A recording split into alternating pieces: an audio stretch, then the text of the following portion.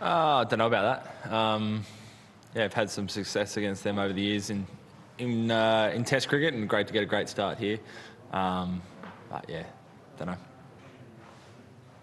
Pat, just working with Nathan this innings last night and today, like just talk about, I suppose, how I guess fun it is to be able to work with someone who's got so much control. You can sort of discuss what kind of shot you're trying to get guys to play. Obviously, with Raption, it was a case of working on it over a period of time. Oh, it's captain's dream, really. It's just, it's just a real sense of calm out there when you know you've got someone that good on a wicket that's giving him a little bit of help. So yeah, it's fun, really. You can get creative with some of the field placements, knowing he's going to land it exactly where you want it to. So yeah, I thought he was brilliant over the last couple of days, bouncing through a few different plans, but just always felt like he was in control, and always felt like we had plan B, C, D that we could go to as well, but never really felt like we had to. So yeah, absolute dream. He's flagged he wants to keep going all the way to 2027. How much easier does it make it for the team in terms of that control that he gives if he can keep on keeping on like that? Oh yeah, it's huge. I'd love for him to keep going until 2027. I think the only barrier really is his body. So if he looks after his body and make sure he's right for whatever it is, 10 Test matches a year, I would absolutely love him if he's playing until 2027. And I don't think there's much that's going to get in his way. So yeah, I already told him the day he retires, I'm definitely giving up the captaincy because it makes my life a hell of a lot easier. Just that as a captain, as a leader, when you see someone like Cameron who all of you backed a lot and very keen to bring him back into the side, give him that number one position, and he's taken in 4 innings to 10 innings like that. What does it tell you about just the backing and just for him as well to need this innings and this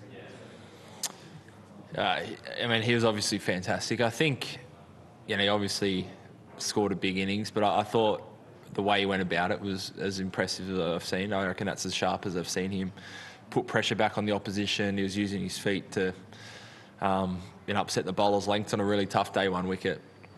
I thought it was incredibly impressive, and it's given him a good blueprint of how to play going forward as well. I think, credit to the selectors and those guys as well for not only, backing him, but prioritising Test cricket. Last week they said go back to Shield cricket and, stay in this format for a little while. Obviously he scored 100 there and set him up for success here. So, it's not really surprised of how well he performed this week. He's an absolute professional and champion, and good to see him get the rewards. And just the bowling group, you, Mick, Josh, and Nathan, a tight group. You've celebrated a lot of bowling feats, but when you have one in that group plays longest innings in the first innings, and then Nathan Lyon top scorer at number 4, is there a special kind of celebration just before it?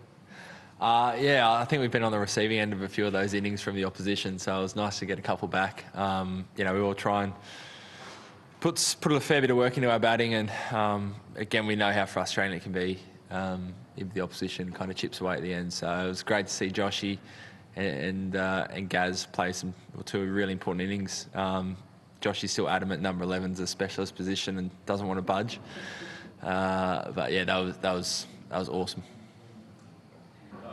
Nathan's got self-belief on any surface. Do you see any rise in him when he gets a little bit of bounce, gets a look at something like that? Do you see just a slight different edge to him? He's even keener to bowl. He's already, as soon as Starkey and Joshy bowled their first over at each end, he's coming up to me asking when he's coming on. So that's great. I love, I feel lucky that just about every bowler in our team's like that at the moment. Everyone's keen to be the match winner, and bit of spin, bit of bounce, and good luck at taking the ball out of Gaz's hand. And just on the batting, appreciate a very different surface to get see that by the scores, but there were some shots I imagine some guys would rather have back. Is there any discussions about that post-game, just being a little bit more ruthless in that 30 innings perhaps? Something that gets talked about? Yeah, I think so. There's been a few games over the last couple of years where we just, had the opposition right where we kind of want them, and probably just gave them half a look back into the game. So absolutely, I think it's something we can get better at. The whole 11 batters, particularly around that third innings, where the game seems to speed up a little bit, I think we can, you know, when we're at our best, especially at home, it's that ruthless, setting them 600, 650. So I think we can, something we can look at. The 10th wicket partnership's pretty special, enjoyable to watch. Did you sense it had a bit of a demoralising effect? What do you think that does to them? Yeah, I think it does. And again, I feel like we've been on the receiving end of that a couple of times, but, you know, ending day one where it felt like the game was in the balance, and then suddenly you're putting an extra couple of spells into the bowlers, you put another 100 on the board, it suddenly feels like you're starting your second innings well behind. So it's really crucial above just the runs you put on there. It's the whole, I think, psyche of feeling like you had a grasp on the first innings and it suddenly got away from you. Not to be overly critical, but is Marnus under pressure for his place? I think it's 6 days in a row. Obviously, like Christchurch. Yeah. Pressure coming? Absolutely not. I think he'd be the first to admit he'd like to score some more runs, and it's not through lack of trying in the nets. I think particularly that second innings, just one of those ones down leg. We're very clear that, you know, these 6 guys are the 6 best batters in Australia, and although at times might not have clicked all together at once, the story of our team has been someone's been able to stand up when they need to. So really, everyone's going well. Just on what you said before about third innings, is it a little bit about, like, obviously you want guys to be themselves and play their own way, but there are sometimes, I guess, scenarios where, you know, I guess there's a team imperative in terms of the lead, and that might mean making adjustments to your own kind of batting style for a scenario? Yeah, I think playing your own way is taking in the information that you want to, that you need to take in, assessing the conditions, and then building your game plan around that. It's not this is how I'm going to play in all conditions. So I think just that, adapting, playing the rhythm of the game, making sure that we're always controlled. We want to rush the game, that's because we want to rush the game. The game's getting quick. If we need to suck it up for a little bit, absorb the pressure, you just got to do what needs to be done. So I think we can just manage those tempos a little bit better. And just in terms of Cam, Tim Southey was, he's read the rhythm of the game really well. Yeah, I thought he had really clear game plans. So he used his feet, was going to put pressure on the bowlers, but he picked his balls. He left well. He ducked when he needed to duck. And I thought he just played it beautifully, sucked up the pressure for 4 balls and then, across to Joshy for the last couple. So I thought it was a really smart way he went about it. And, scoreboard didn't stop either, so...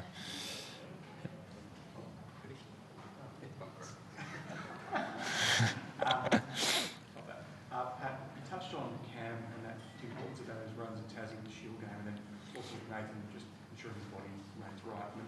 But them as 2 guys who did play Shield cricket in the lead up to this, how important is that generally, and how tricky are some of those conversations and decisions going to be in the coming years, given the all-format nature of cricket and ensuring you prioritise Test cricket and the preparation for it? Yeah, it's not a new problem. Whatever you do, there's always a trade-off. So, Joshy, Starkey and I haven't played much Shield cricket over the last 3 or 4 years, but we've played a lot of international cricket. For other guys, they've been able to prioritise some red ball cricket because they're not in the Aussie one-day setup. So it's always tough. You're always not everyone's always going to agree with how you do it. But, I guess it's nothing new. Yeah. I know you've had tour matches, for instance, for a long time. You see these guys perform well in that very recent red ball cricket.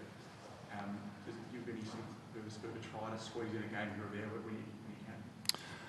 I think we're always balancing the short term and the long term. So whilst, a tour match might set you up for that next game, we're already playing 100 days of the year, 120 days of the year. So again, like anything, there's always a trade-off. So, I think lead up to, say, World Cup or, your big test match series, is obviously that's where you're putting absolutely everything to it. But there's some times where you do need to give some other guys a go or maybe go into a series a little bit underdone.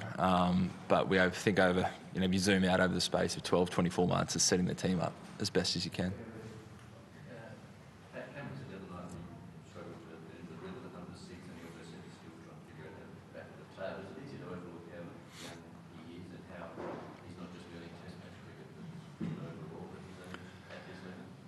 Yeah, of course. I think when anyone steps into Test cricket, you think you expect them to be the finished product, but it's not true. Jump from state cricket to here is big, but especially when you're young, you're learning your craft in front of big crowds, cameras, a lot of scrutiny. So it's not easy. As best as we can try and fast track guys when they come in here and set them up. But I think he's shown himself to be a pretty quick learner in whatever he's done over the years. But absolutely, you're still learning when you step up here, and he's early 20s. There's often talk about breakthrough innings, and I think it was said after Griggs' first century. For this one now, after he's been in the team for a while, how important in innings do you think that was for him? I think really important. Obviously batting four, it's a little bit different. But as I said, I think the tempo of the innings was what stood out to me. Putting that pressure right back onto the bowlers on a really tough wicket. Being really busy early on. We know he can kind of spend time and build up his innings that way. I think this was a slightly different way he went about it. So he scored runs in Sri Lanka on a really tough spinning wicket. Obviously 100 in India and 100 here. He can do it in all conditions, so should be really confident. If he's ever in a rut, which I'm sure every batter goes through, and he might one day, you can always look back at this innings and get him back on where he needs to be, because it's a good template.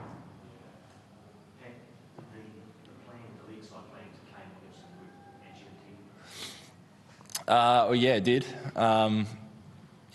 Obviously the wicket helped a little bit, but it's pretty tough to face. Even when Glenn was bowling it yesterday, there's a lot of spin and bounce from a full length, so it's always pretty tough to kind of get your gloves and inside edge out of the way when it's like that.